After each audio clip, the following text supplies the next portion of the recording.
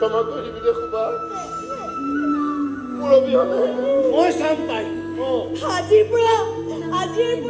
ময়ে তাইৰ মা ককাইদেউ আজিৰ পৰা মই আপোনাৰে পিঞ্জৰাত সোমালো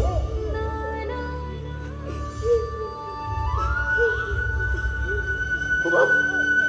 মই যাব লাগিব ভনী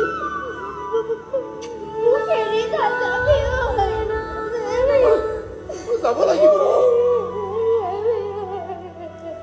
ভালকে থাকিবি